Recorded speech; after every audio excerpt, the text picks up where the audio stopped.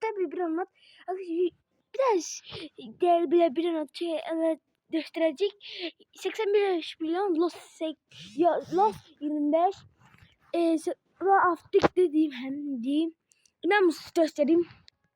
Arkadaşlar ben de buradayım. Selamünaleyküm. Arkadaşlar onlar baş verin. Onlar ben biraz yemişim. Çay içiyorum her gün oyunda. Bakın inan mısınız bakın. Raftik'dir. Arkadaşlar bu benim vaktim ondan çıktı. Evet. Zaten ben bir de vurdu. Los 25 çıktı. Ne zek? Arkadaşlar taktik belədir. Lucky block atacağım. Belə vurursan çıxır. Yeter la.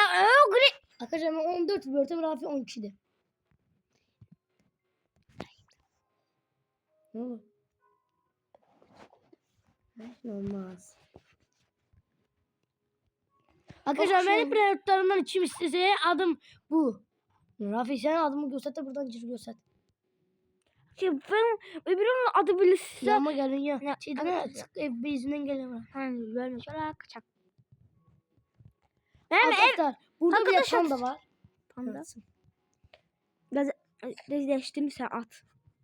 Arkadaşlar o panda çok değerliydi. O admin şeylemişti, spamlamıştı.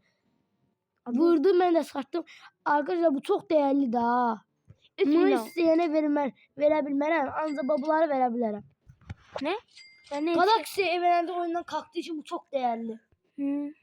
Galaxy Pet'i koyup almıştım. Mehmet yaramaz yoktu. Evet. Of geldik buraya. Arkadaşlar kim Mehmet'i bir onu size atmanın şaka. Arkadaşlar Mehmet 12'de sadece Mehmet üstünlük. 12. Arkadaşlar Türkiye saatiyle saat 11'de Azerbaycan saatiyle saat 2'de. 1'de. 12'de başlıyor. Türkiye saatiyle 11'de, Azerbaycan saatiyle 12'de. Evet arkadaşlar isteyen videolar kadar bir yorumlara yaz. Ben Rafi'nin olsa ortak çalışır abonelerde. Sonra biraz geç atsın, niye atsın bilmiyorum da geç atsın da. Telefon biraz mal olduğunu göre belədir də. Geç yüklenir. 2 saat gözlerim ha atma. Ya da 2 saat yok 10 saat yok bir gün yok amyam ya. Tövbe. Arkadaşlar arkadaşlar ben de dağıtıram. Bitler. Olamaz. Arayacağım ben 24 gün. Arkadaşlar bayağı hiç gün oynamıram. 24 gün oynamıram. Arkadaşlar ben sürüyorum alıp onu bitirmeye.